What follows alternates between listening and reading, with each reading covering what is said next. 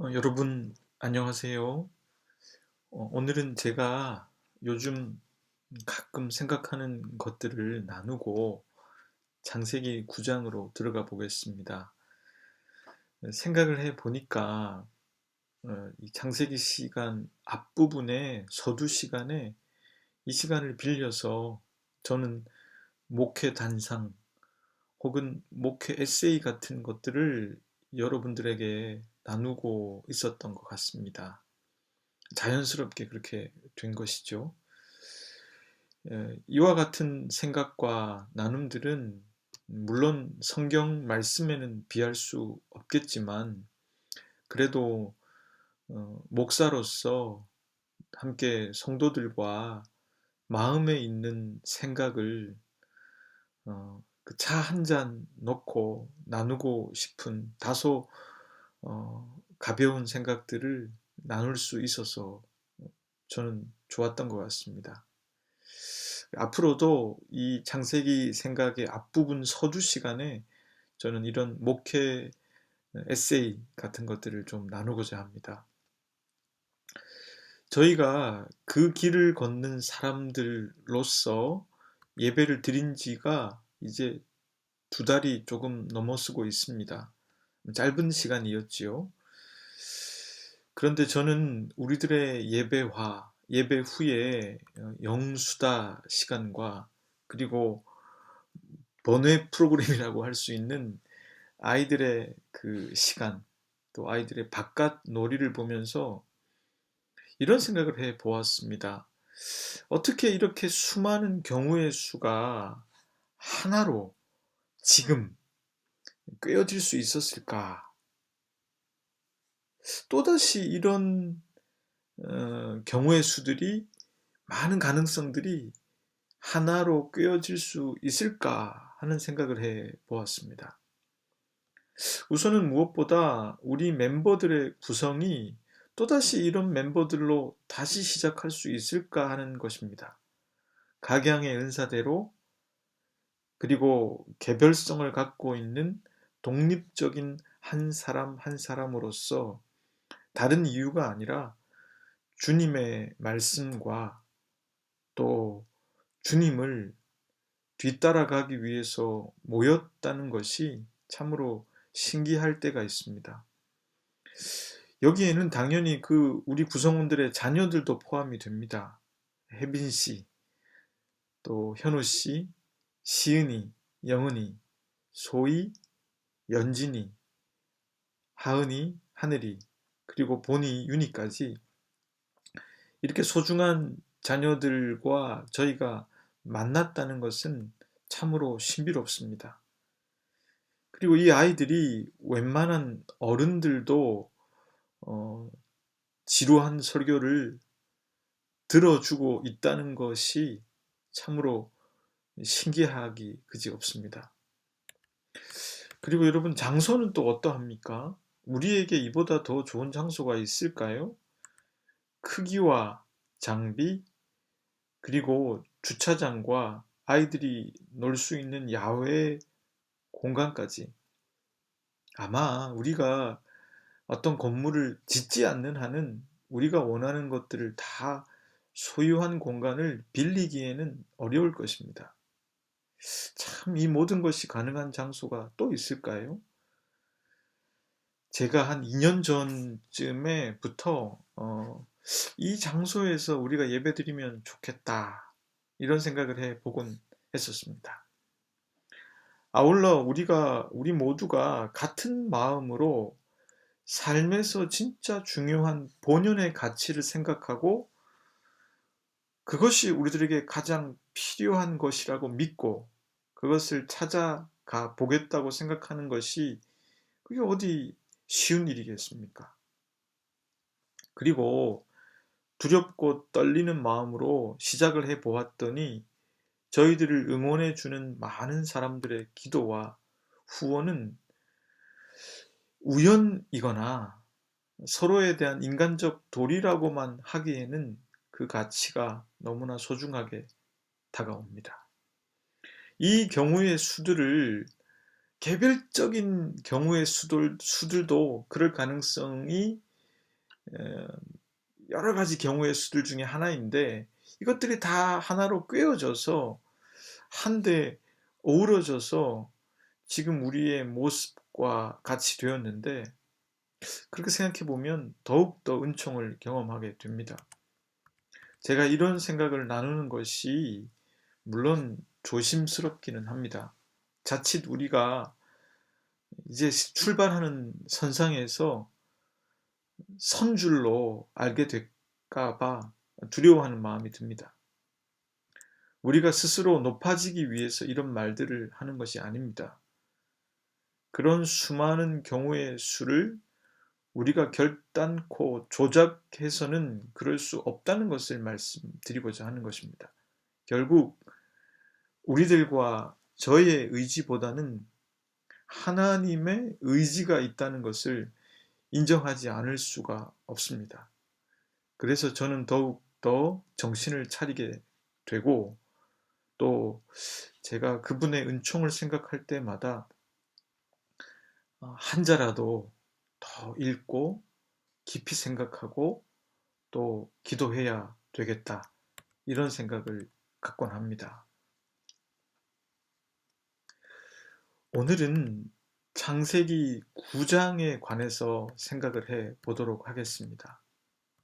창세기 9장의 내용을 요약해 보면 다음과 같습니다. 하나님께서는 비록 홍수로 심판을 하셨지만 당신께서 약속하신 언약을 이어나가셨습니다. 생육하고 번성할 수 있도록 하셨습니다. 그것은 창조 때에 주신 하나님의 창조 명령이었습니다. 그리고 인간이 육식을 할 수 있도록 허용하셨지만 그 피를 먹지 못하게 하심으로 동물 역시 그 생명의 근원이 하나님께 있음을 알려주셨습니다. 그리고 다른 인간을 죽이는 살인을 금하셨습니다. 그런 다음 무지개 언약을 세우셨는데 다시는 홍수로 땅과 생물을 심판하지 않겠다고 약속하셨습니다.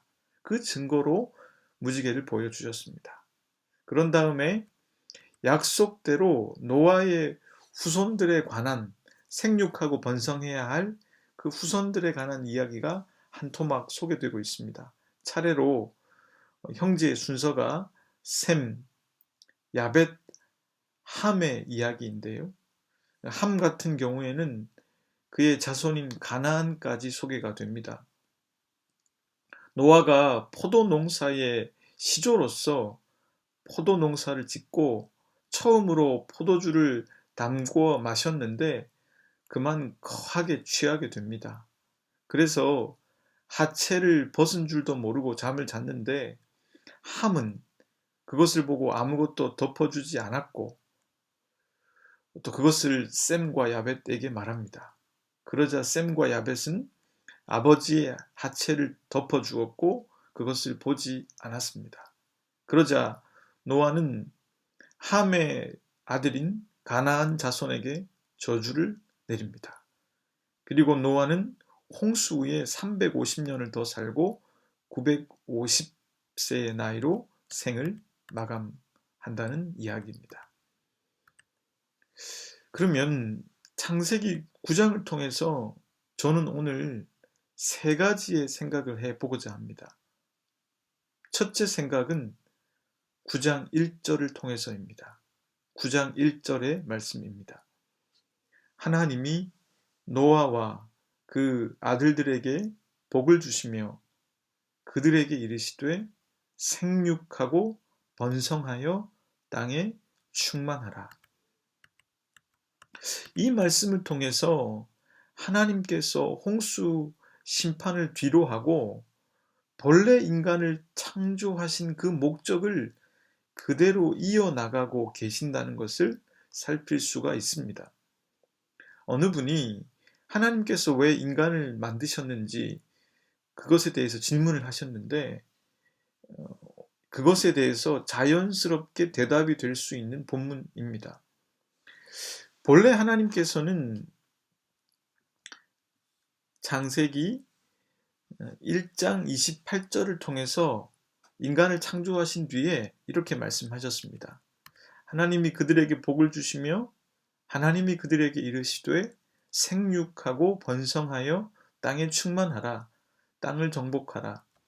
바다의 물고기와 하늘의 새와 땅에 움직이는 모든 생물을 다스리라 하시니라.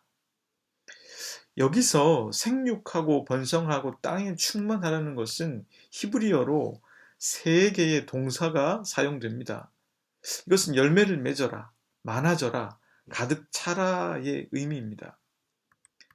이것은 단순히 인구의 팽창만을 뜻하는 단어가 아닙니다. 하나님께서는 자신의 형상을 닮은 사람들이 많아지기를 바라셨습니다. 그리고 그런 인간의 번성을 통해서 천지 만물이 균형과 질서를 잘 잡아서 본래 그러해야 하는 가치 안에서 잘 관리되기를 바라셨습니다. 천지 만물을 다스리라는 의미는 정복하라는 의미가 아니라 잘 관리하라는 뜻입니다. 만물의 영장으로서 호모 사피엔스인 인간이 어떻게 하느냐에 따라서 다른 피조물들의 운명이 결정되게 하셨다는 의미입니다. 이것이 바로 인간을 창조하신 하나님의 이유입니다.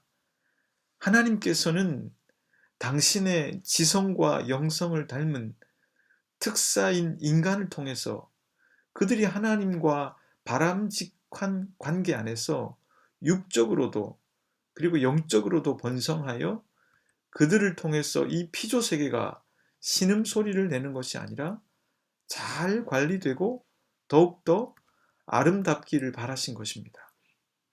참으로 인간의 본질이 얼마나 복된지 생각할 수 있는 대목입니다.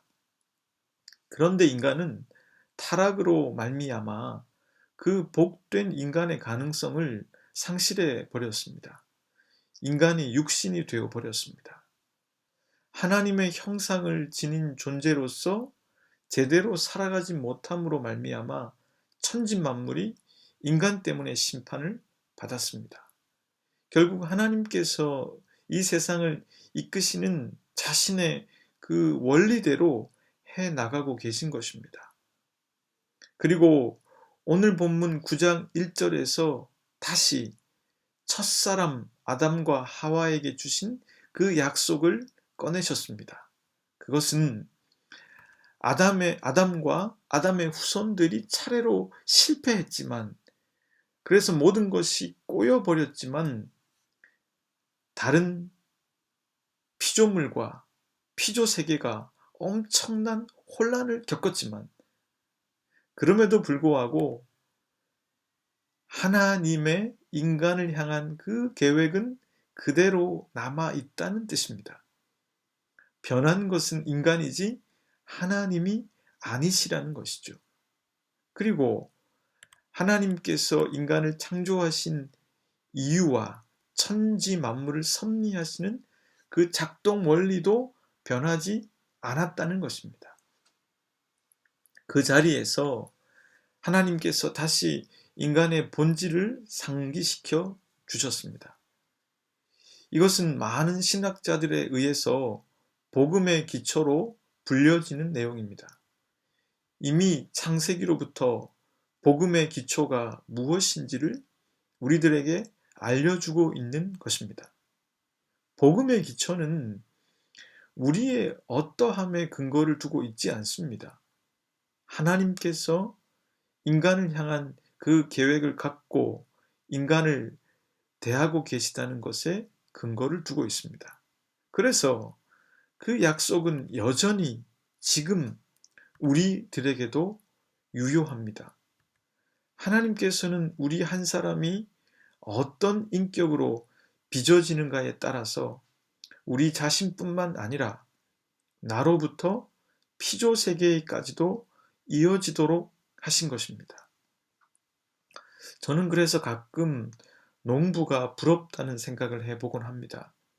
농부는 자신의 영성을 담아서 씨앗을 뿌리고 땅이 자연스럽게 회복되어 가고 풍요로워지는 것을 온몸으로 경험하시는 분들입니다.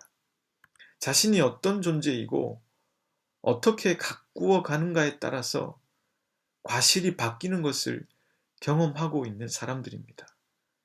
저희가 농부가 될 수는 없어도 우리 각자의 삶을 밭으로 비유해 보자면 결국 나 하기 나름입니다.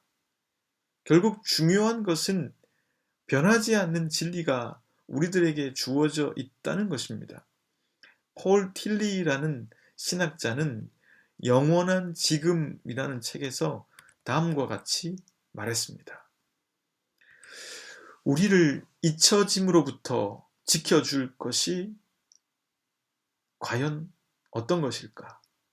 우리가 영원전부터 알려져 있었고 영원토록 기억되리라는 사실은 우리를 영원히 잊혀지는 것으로부터 건져줄 유일한 희망이다. 우리는 잊혀질 수 없다. 왜냐하면 우리는 과거와 미래를 넘어서서 영원토록 알려져 있기 때문이다. 홍수시판은 우리들을 영원토록 기억하시는 하나님의 약속을 무너뜨리지 못했습니다. 결국 하나님께서는 다시 생육하고 번성하고 땅에 충만하라고 하는 동사 세계를 사용하심으로써 인간에게 주신 약속을 똑같이 반복하셨습니다. 하나님께서는 인간을 잊지 않으셨습니다. 영원의 관점에서 인간은 영원토록 기억되고 영원토록 알려져 있는 존재로서 잊혀지지 않는다는 것이죠. 이것이 바로 인간의 희망입니다. 이것이 바로 복음인 것입니다. 무지개를 뜻하는 히브리어 단어가 캐슈에트인데 이 단어는 활을 뜻합니다. 활의 이미지를 머릿속으로 그려보면 무지개와 비슷하지 않습니까? 이것은 하나님께서 활을 들지 않겠다는 의미로 해석하는 것이 적합하다고 보는 견해가 많습니다. 하나님께서는 이제 그런 심판을 다시는 하지 않겠다는 의미인 것이죠. 우리가 간혹 비 온 뒤에 무지개를 볼 때마다 이 말씀을 떠올려 본다면 좋겠습니다. 하나님께서는 우리들에게 영원히 변하지 않을 약속을 주셨다. 그것은 하나님께서 우리들을 기억하고 계시고 우리들을 향한 당신의 그 뜻을 기억하고 계시다는 뜻이다.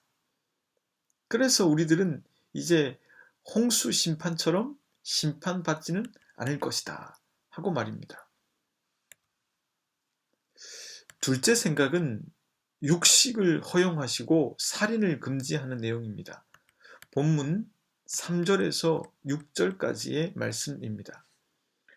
모든 산동물은 너희의 먹을 것이 될지라 채소같이 내가 이것을 다 너희에게 주노라. 그러나 고기를 그 생명된 피채 먹지 말 것이니라. 내가 반드시 너희의 피 곧 너희의 생명의 피를 찾으리니 짐승이면 그 짐승에게서 사람이나 사람의 형제면 그에게서 그 생명을 찾으리라.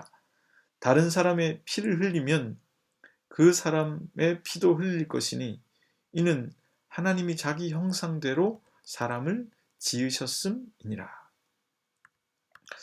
육식이 허용됐다는 말씀입니다. 육식이 허용이 된 것은 하나님께서 인간에게 그것을 허용하신 것으로 볼 수 있습니다. 하나님께서는 죄를 범한 인간을 보시면서 육식을 허용해야 되겠다고 마음을 정하셨습니다. 그러니 이 본문을 가지고 채식주의자가 비성서적이라고 말할 수가 없을 것입니다. 그렇다고 육식을 하면 안 된다고 할 수도 없을 것입니다. 중요한 것은 하나님께서 인간이 먹을 것을 채식으로 제한하지 않았다는 뜻입니다. 그리고 육식도 허용하시면서 그 가축을 잡아 먹을 때 피채는 먹지 못하도록 하시면서 하나의 장치를 만드신 것이죠. 그것은 그 가축의 생명도 바로 하나님께로부터 왔다는 것을 잊지 말라는 것입니다. 그래서 이것은 하나님의 허용이라고 보는 것이 타당합니다. 이 부분은 그렇게 본질적인 부분이 아니기 때문에 넘어가도 될 것 같습니다. 그리고 하나님께서는 살인을 하지 말라고 하셨습니다. 살인을 하지 말라는 말씀은 앞선 1절의 말씀과 같은 선상에서 이해해야 합니다. 하나님께서는 당신의 형상을 지닌 인간이 생육하고 번성하고 땅에 충만하여 다른 피조물들을 잘 관리할 창조 명령을 다시 확인시켜 주셨습니다. 그런데 만약에 인간이 동물을 죽여서 먹을 수 있게 되어 버렸기 때문에 인간에게 있어서 또 다른 한 가지의 안전장치를 주셔야 할 때가 된 것입니다. 그것은 바로 인간을 죽이는 살인을 금지하도록 하신 것입니다. 그래야만 당신의 형상을 지닌 인간이 생육하고 번성할 수 있습니다. 다음에 십계명들을 자세히 살펴볼 기회가 있을 때 자세히 말씀드리겠지만 십계명의 제6계명인 살인하지 말라는 말씀도 이와 같은 선상에 있습니다. 살인하지 말라는 히브리어 단어가 라차흐인데 이것은 불법적인 살인을 뜻합니다. 그러니까 전쟁에서의 살인 등을 뜻하는 말이 아니라는 것이죠.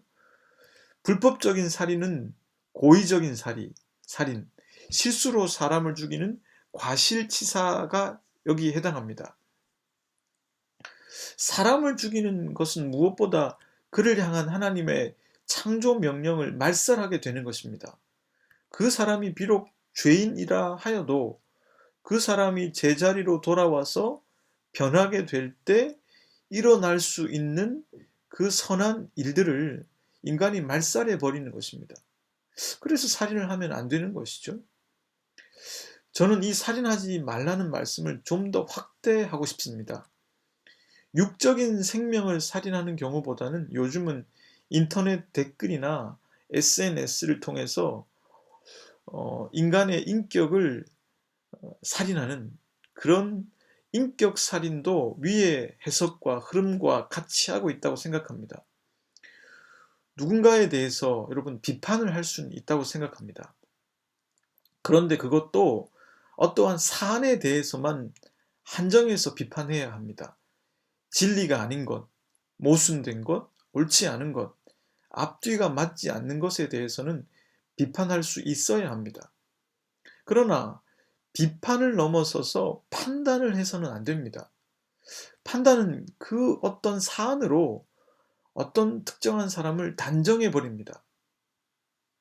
결정해 버리는 것이죠.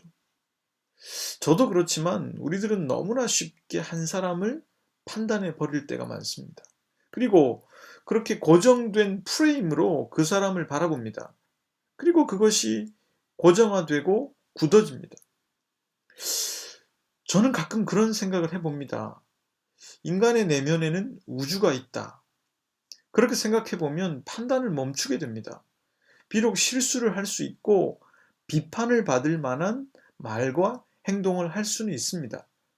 그러나 그렇다고 해서 그 사람이 갖고 있는 하나님의 형상을 함부로 판단하고 결정해서는 안 됩니다.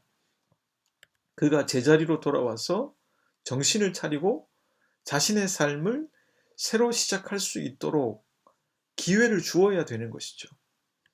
오늘날 우리 사회는 댓글로 한 인격을 결정해 버리는 글들이 판을 칩니다. 저도 가끔 인터넷 댓글들을 볼 때가 있는데요.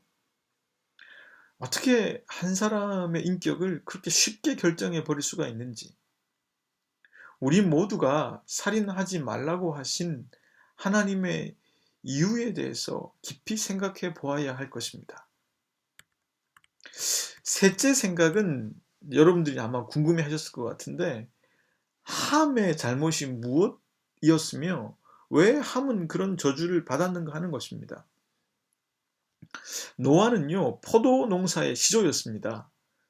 노아는 농사를 통해서 하나님의 창조 원리와 선악과를 따먹은 뒤에 하나님께서 인간에게 내리신 벌, 노동을 해야 먹을 수 있다는 것을 신실하게 이행하고 있는 사람이었습니다. 그렇게 해석을 해야 되겠죠? 여러분, 포도주를 마셨다는 것을 잘못된 것이라고 생각하기 쉬운데, 본문은 그런 노아의 도덕적인 부분에 몰두하고 있지 않습니다. 여러분, 그는 자연스럽게 포도주를 만들었을 것입니다. 포도를 재배했기 때문에 그렇겠죠? 그리고 포도주를 만들었고, 포도주를 마시는 것도 자연스러울 것입니다. 실제로 고고하게 증거가 발견되었는데, 신석기 시대에 이란 근처에서 포도주를 재배한 증거가 발견되었습니다. 그러니까 이건 주전 한 6,000년 정도로 추정이 되고 있거든요. 그렇기 때문에 이 포도주 이야기는 개연성이 있습니다. 결국 이것은 포도 농사의 연이어서 나오는 자연스러운 이야기이고, 그리고 결국 이거는 세 아들의 이야기로 연결시켜주고 있는 배경이 되고 있습니다. 그리고 나서 세 아들의 이야기가 나옵니다. 셈, 야벳, 함의 이야기죠. 셈은 이스라엘 자손의 뿌리입니다. 야벳은 정확하진 않습니다.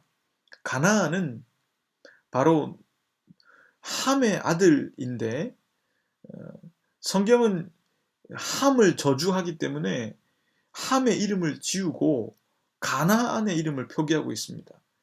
결국에는 이 이야기는 결론적으로 이스라엘의 역사가 본격적으로 시작되기 전에 이스라엘과 가나안의 대결 구도를 설명하는 이유가 되는 본문이 됩니다. 어쩌면 이 저자는 그것을 설명해 주기 위해서 이 본문을 기록하고 있는지 모르겠습니다. 그렇다면 함은 도대체 무엇을 잘못했을까요? 왜 저주를 받았을까요? 이 본문을 선악과와 같은 의미에서 해석해 보려는 시도들이 있습니다. 저는 그 해석을 적극 지지합니다. 결국 하나님과 인간의 차이를 규정하는 장치가 바로 선악과였지 않습니까? 아버지와 아들을 규정하는 선이 있습니다. 그 당시에. 그것을 이 함이 넘어버렸다는 것입니다. 하체를 본다는 것은 자신의 뿌리가 되는 그 아버지의 부끄러움을 본다는 것이 됩니다. 이거는 성적인 문제로 볼 수도 있습니다. 그러니까 아버지의 하체를 볼 수 있는 것은 어머니 이외에는 없었습니다. 그리고 이것을 동성애의 문제로 볼 수도 있겠죠. 결국 이것은 족장이 저주할 수 있는 조건에 해당했습니다.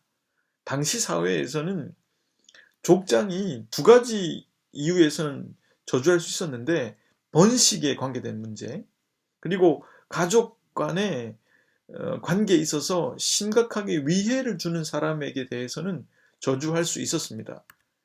결국 함은 아버지와 아들을 나누는 그 선을 넘고 말았고, 그것은 실제로 종족 번식에 관계된 성일 수 있기 때문에 저주를 받았습니다.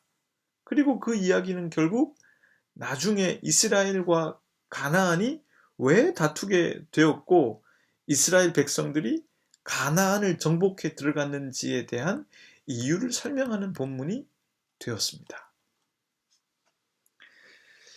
사랑하는 형제자매 여러분, 오늘 우리들은 창세기 9장을 생각해 보았습니다. 그리고 주신 몇 가지의 메시지를 건져 올렸습니다. 우리가 어떠하든지 간에 하나님께서는 우리를 만드시고 창조 명령을 주셨는데, 그 창조 명령이 여전히 우리에게 남아 있습니다. 내가 어떻게 살아가느냐에 따라서 많은 것이 달라질 수 있다는 것을 인식하는 것이 바로 하나님의 이 마음을 아는 사람의 태도일 것입니다. 또한 그런 가능성을 지닌 어, 타인을 타인이라고 해서 함부로 판단해서는 안 된다는 것입니다. 그들이 하나님께 관역을 맞출 수 있도록 우리가 그들을 포기해서는 안 된다는 것이죠. 그리고 우리가 넘지 말아야 할 선을 잘 지켜서 주님께서 주신 복들을 누리며 살아가야 할 것입니다. 이제 다 함께 기도하겠습니다. 하나님, 저희 자신이 저희 자신을 바꾸면 많은 것이 달라질 수 있다는 인식을 갖고 살아가겠습니다. 저희들이 어제와 다른 오늘을, 오늘과 다른 내일을 살아갈 수 있도록 도와주십시오. 그리고 옳지 않음에 대해서 비판할 수는 있겠지만 누군가를 함부로 결정하는 판단은 하지 않도록 도와주시고 인격 살인을 저지르지 않도록 도와주십시오. 그리고 저희들이 지켜야 할 선을 잘 지켜서 저희들에게 약속된 복을 누리는 삶을 살게 해 주십시오. 예수 그리스도의 이름으로 기도드립니다. 아멘.